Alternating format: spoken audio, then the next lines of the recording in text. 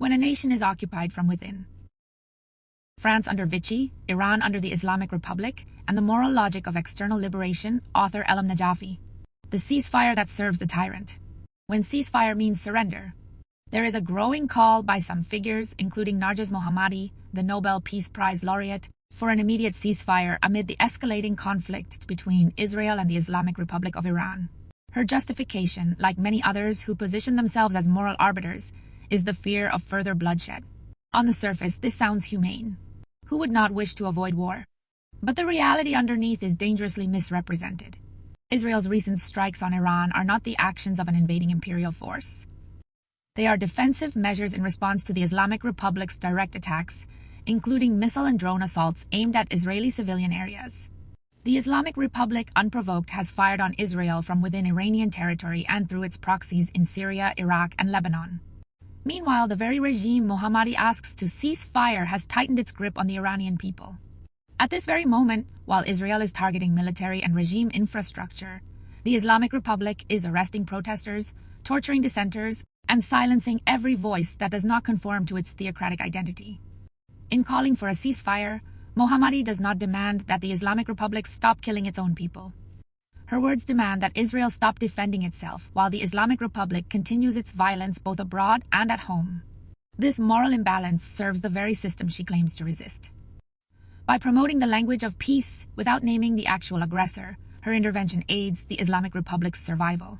When intellectuals shield tyranny, this is not a new dilemma. In Vichy France, some intellectuals urged negotiation, peace, or restraint, all while the regime deported Jews and murdered resistors. The call for calm often served the powerful, not the oppressed. Hannah Arendt, who had fled totalitarianism herself, warned against precisely this form of moral fog. In her writing, she described the great danger of replacing political clarity with the illusion of neutrality. The greatest enemy of authority is contempt, and the surest way to undermine it is laughter. But the opposite is also true. The surest way to preserve tyranny is to clothe it in moral confusion. Today, some Iranian intellectuals, consciously or not, do just that. They soften the image of the regime by speaking in abstract terms about peace, ignoring the blood that tyranny demands in every moment it continues to exist. A ceasefire with tyranny? If we draw on the French example, would General de Gaulle have called for a ceasefire with the Vichy regime while it was handing Jews over to Hitler? Would he have demanded restraint from the Allies while Peytain's police arrested resistance fighters? The answer is obvious. There was no peace without liberation, and no liberation without confrontation. To demand that Israel stop striking regime infrastructure while the Islamic Republic remains untouched in its violence is to protect the aggressor under the pretense of humanitarianism. And to do so while the regime escalates its domestic repression, arresting women, protesters, and striking workers, is to help tyranny endure. Conclusion: truth before peace. Let us be clear, peace without justice is surrender. A ceasefire that leaves the Islamic Republic intact and unchallenged is not peace. It is prolonged captivity for the Iranian people, and a green light for more foreign aggression.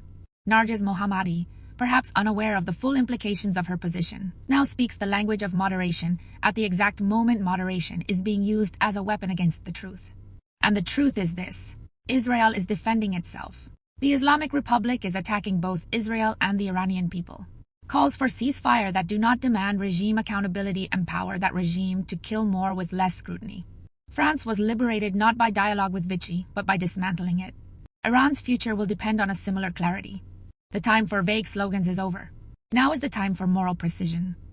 And history will remember who sharpened that blade and who dulled it in the name of peace.